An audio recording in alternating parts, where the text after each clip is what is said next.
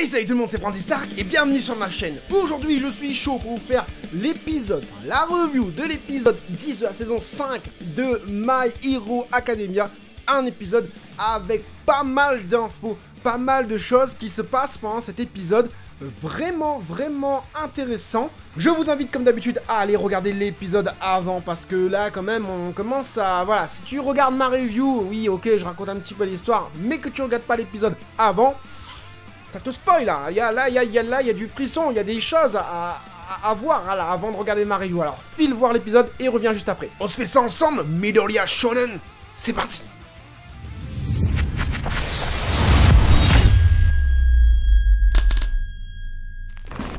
Comme d'habitude, juste avant l'opening, on a le droit à un petit récapitulatif des épisodes précédents. Alors ce que j'ai aimé sur ce petit récapitulatif, c'est les musiques, enfin la musique de fou. Un retravaillage d'une autre musique, mais en mode un peu plus badass, un peu plus rentre dedans quoi. Franchement j'ai kiffé la musique, c'est une musique que je pense que je vais réutiliser dans mes unboxings. Donc juste après l'opening, on se retrouve dans la prison, ou là, enfin je sais pas si c'est une prison, mais là où est enfermé All for One. Ils attendent tous son jugement parce qu'ils commencent à en avoir marre d'avoir un gars aussi puissant à surveiller tous les jours. Je peux comprendre parce que ce gars-là, il fout la pétoche quand même. On nous rappelle du coup Gigantomachia, le grand, là, l'espèce de machin qu'ils ont découvert en fin de saison 4.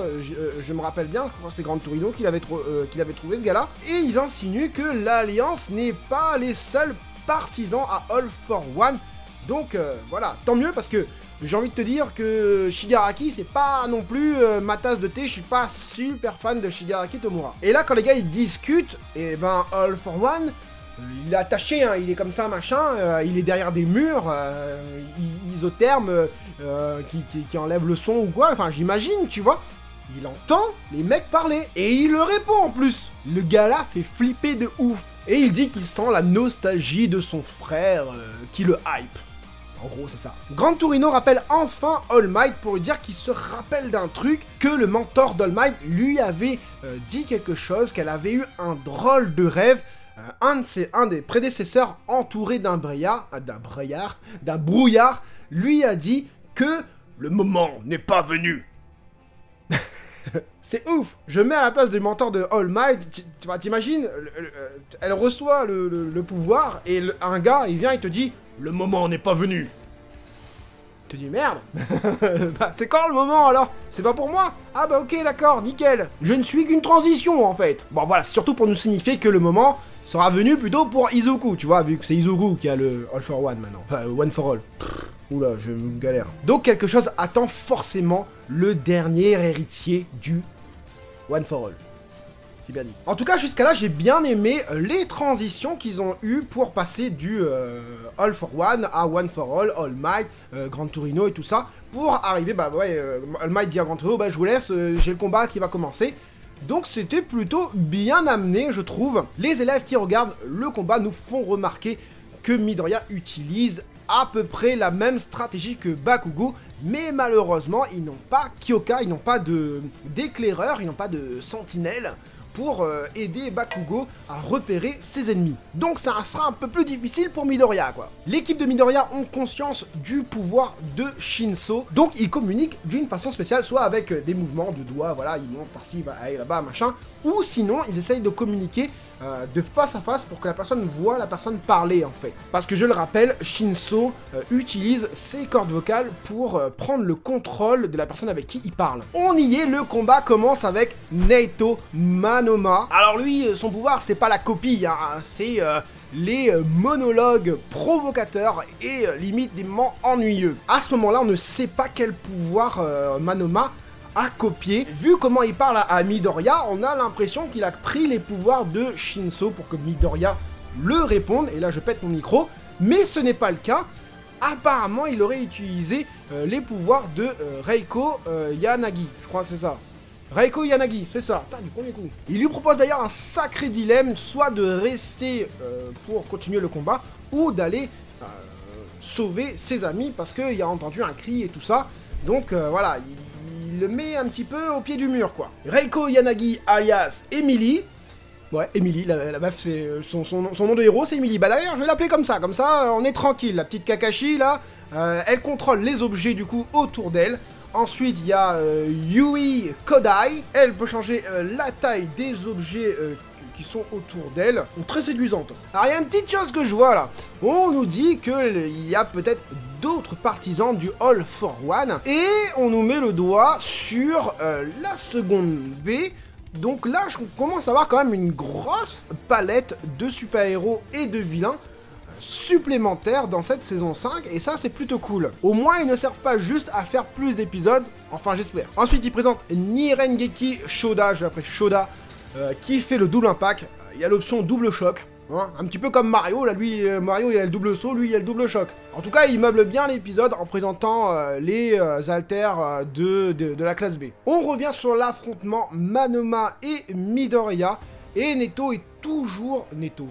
Neito Manoma est toujours dans la provoque par rapport à Izuku, et Izuku malheureusement tombe dans le piège et perd le contrôle. Et là il y a un espèce de truc qui sort de sa main et il perd tout contrôle. Au début je me suis dit que si Midoriya perdait le contrôle, parce que bon on nous l'avait teasé hein, qu'il allait perdre le contrôle, et que les prédécesseurs prenaient le relais, je trouvais pas ça, je trouvais pas ça mal en fait. En fait, je pensais pas que c'était perdre le contrôle du pouvoir en fait. Ce qui se passe, c'est que il va avoir un pouvoir qu'il n'arrivera pas à maîtriser. Et non pas, c'est pas son corps qui perd le contrôle en fait. Tu vois, parce que dans un des premiers épisodes où on nous montrait un petit peu cette histoire-là, moi j'avais l'impression qu'en fait il perdait le contrôle de son corps en fait, tu vois. Que quelqu'un, enfin tu vois, qu'il était inconscient et que son corps agissait tout seul. Mais en fait c'est pas ça, c'est ses pouvoirs qui agissent tout seul. À ce moment-là, les autres élèves pensent que Midoriya est simplement en train de faire une démonstration de ses nouveaux pouvoirs, mais All Might et Aizawa voient qu'il y a quelque chose qui ne va pas. Midoriya essaye tant bien que mal de maîtriser le pouvoir, mais malheureusement en vain, et il prévient Manoma de se barrer, quoi, parce que là, il contrôle plus rien, et Manoma, il se barre forcément, et là, Midoriya tombe, et il se retrouve face à face à Shinzo. Shinzo. Midoriya le prévient qu'il a perdu le contrôle, son pouvoir est en train de s'emballer, et tout le monde est en train de commencer à se poser des questions, qu'est-ce qui se passe? Là t'as Izuku qui est en galère, il commence à tout péter autour de lui, et là la petite Uraraka Ochako qui arrive, qui prend Midoriya dans ses bras pour le sauver. Oui, parce qu'elle a eu un flashback qui nous fait comprendre qu'elle est là pour aider les héros qui souffrent. Voilà, son nouveau credo. Elle comprend alors que le pouvoir agit contre la volonté de Midoriya, et là elle voit Shinzo de loin et elle lui demande de stopper Midoriya avec ses cordes vocales, avec sa voix. Déjà rien que Ochako, quand elle demande à Shinzo de stopper avec son alter le souci de Midoriya, elle lui crie, mais là la Seiyu elle défonce quoi. Et là t'as Shinzo qui prend une grande inspiration. Midoriya! La musique de ouf, les frissons de ouf, viens te battre! Croustibat! Et Midoriya galère, mais il répond OK! Et là, son pouvoir, du coup, se stoppe. Et il se retrouve, du coup, dans la dimension que j'appellerai la dimension du One for All. Je dis bien, hein? L'un des prédécesseurs du One for All s'adresse directement à lui en lui disant que ce pouvoir qu'on a vu, là, espèce de fouet noir, je sais plus comment il disait ça, bah c'est le sien. Et on peut voir aussi autour de lui l'espèce de brouillard hein, que le mentor de All Might parlait. On apprend donc que tous les précédents héritiers vivent tous dans le One for All, bah, sans enveloppe charnelle par contre, et que leurs alters sont en train de fusionner, donc l'alter du gars là, du prédécesseur, je sais même pas comment il s'appelle, et donne encore plus de puissance au noyau du One for All. Le pouvoir à ce gars-là s'est donc manifesté par la simple volonté qui n'était pas intentionnelle de Midoriya. Le fouet noir est donc s'est donc activé, pour répondre aux attentes de Midoriya. Le précédent héritier nous fait aussi comprendre que grâce au One for All, le pouvoir du fouet noir s'est amplifié et que Izuku Midoriya aurait dû maîtriser ses émotions pour contrôler le pouvoir. Izuku doit donc maîtriser sa colère. Le pouvoir est passé par 8 détenteurs avant lui et du coup il s'est vachement amplifié, il est devenu très puissant. Il y aura donc encore 6 pouvoirs, enfin 6 pouvoirs, je sais pas si c'est avec celui-là ou en plus, 6 pouvoirs qui vont s'activer en Midoriya.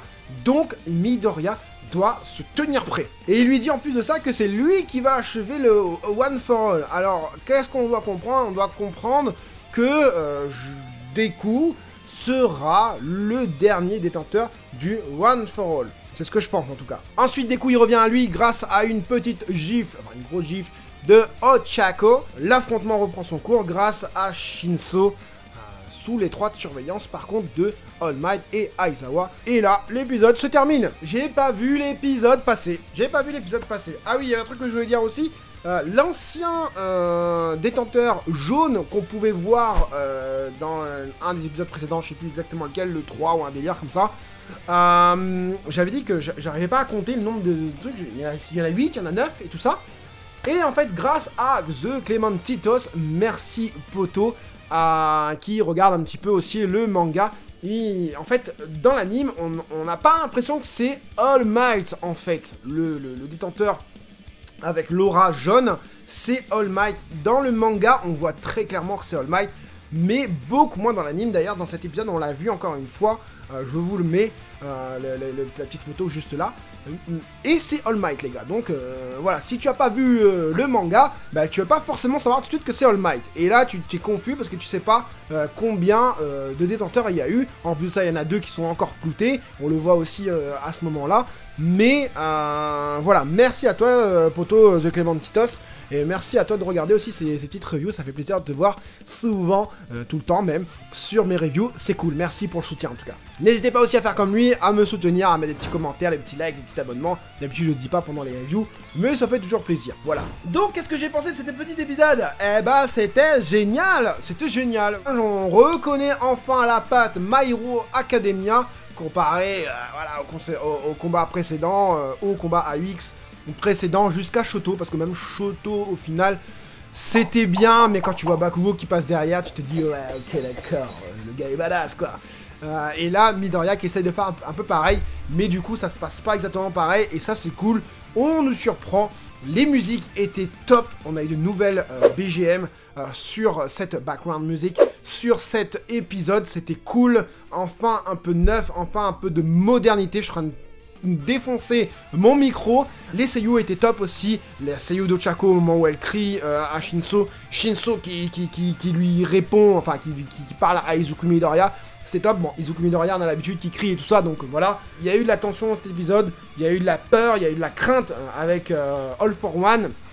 Quand le gars il a répondu aux agents là, j'ai dit ok, d'accord, voilà.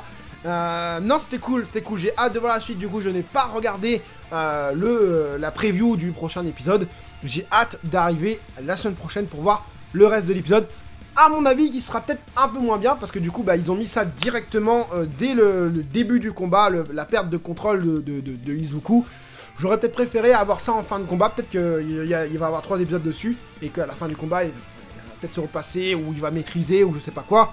En tout cas, Izuku a évolué en termes, enfin, un power-up, j'ai envie de te dire plutôt, avec son fouet noir. Est-ce qu'il va le maîtriser? J'ai hâte de voir ça dans les prochains épisodes, et j'ai hâte de voir aussi qui va gagner entre la classe A et la classe B, parce que c'est le tournoi, enfin, c'est un combat, et ce combat-là, il est décisif pour savoir quelle classe a gagné l'épreuve. Voilà, j'espère que cette petite review vous aura plu. C'était Franzy Stark, à la prochaine.